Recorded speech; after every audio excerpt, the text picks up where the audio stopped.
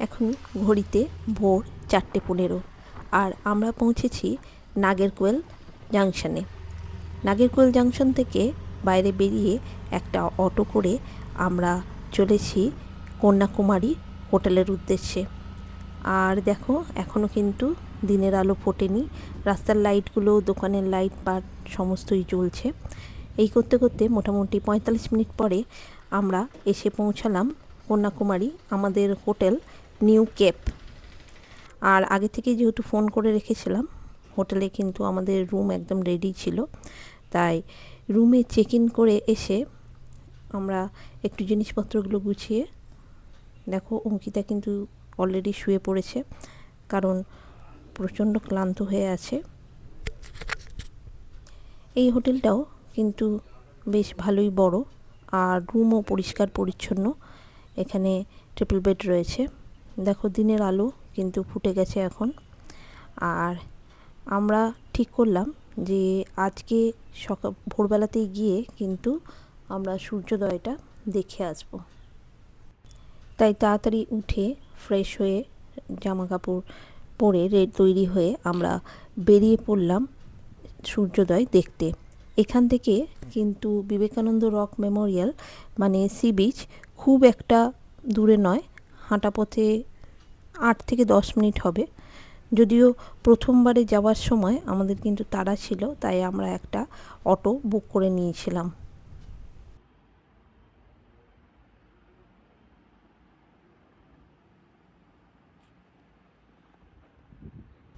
রাস্তাতে প্রচুর ভিড়, সমস্ত লোকই কিন্তু সানরাইজ দেখার জন্য চলেছে।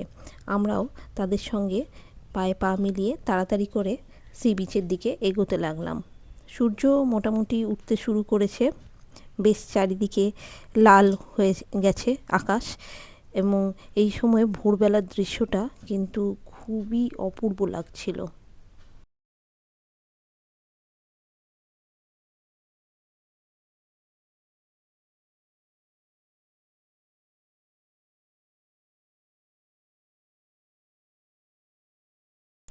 ওই দেখো সমুদ্রের ওপরে দূরে সূর্য উঠেছে, চারিদিকে আকাশ লাল হয়ে রয়েছে, দারুণ অপূর্ব দৃশ্য।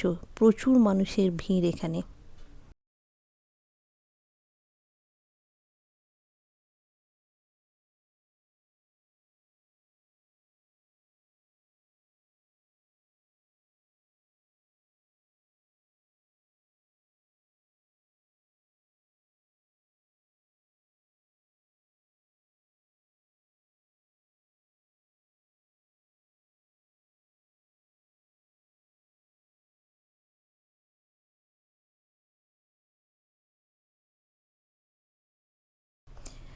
সকালবেলার সূর্যের আলোতে সমুদ্রের জলটা কি অপূর্ব সুন্দর লাগছে দেখতে, দারুণ দৃশ্য।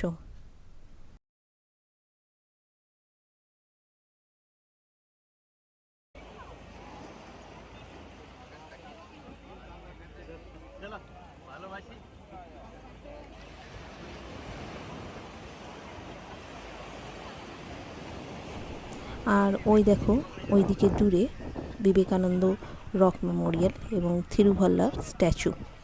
খুব একটা দূরত্ব কিন্তু এখান থেকে নয়।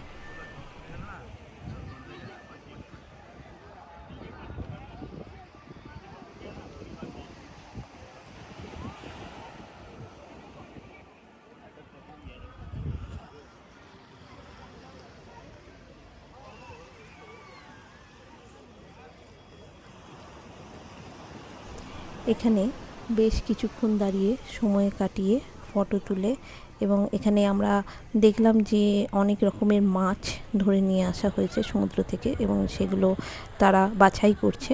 সেই সমস্ত দেখে সমুদ্রের ধারে কিছুক্ষণ বসে থেকে তারপরে আমরা আবার হোটেলে ফিরে গেলাম।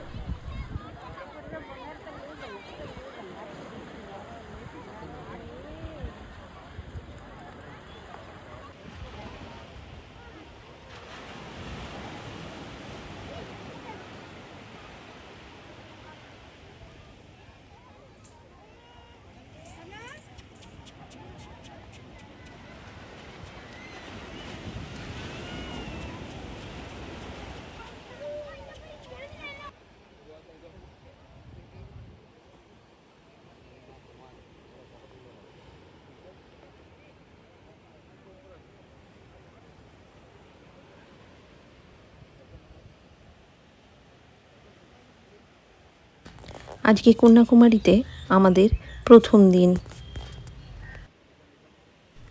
হোটেলে ফিরে ব্রেকফাস্ট করে আবার একটু রেস্ট নিয়ে কিছুক্ষণ পরে আমরা বেরিয়ে পড়েছিলাম এখানে কন্যাকুমারী মায়ের মন্দির দেখার জন্য। ওই দেখো দূরে দেখা যাচ্ছে বিবেকানন্দ রক। এবং কন্যাকুমারী টেম্পল দেখার পরে আমরা ওইখানে চলে গিয়েছিলাম যেখানে সমুদ্রে সবাই স্নান করছে। সেখানে গিয়ে আমরা কিছুক্ষণ জলে পা ভেজালাম এবং খানিকক্ষণ ওখানে সমুদ্রের জলের ধারে দাঁড়িয়ে ফটো এবং ভিডিও করে আমি আর অঙ্কিতা কিন্তু সমুদ্রে নামিনি স্নান করতে। আমার বর নেমেছিল। ওখানে প্রচুর পাথর এবং খুব পিছল হয়ে আছে, তাই কিন্তু ভয় লাগছিল।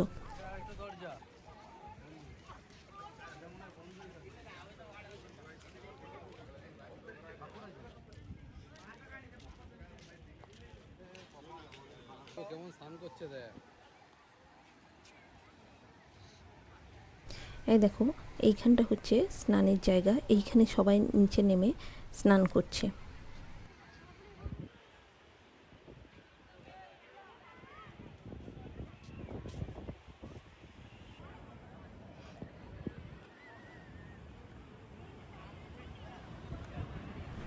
প্রচুর বড় বড় পাথর রয়েছে এবং সমুদ্রের ঢেউ সেই পাথরগুলোর উপর আছড়ে পড়ছে, আর পাথরগুলো খুবই কিন্তু স্লিপারি হয়ে রয়েছে।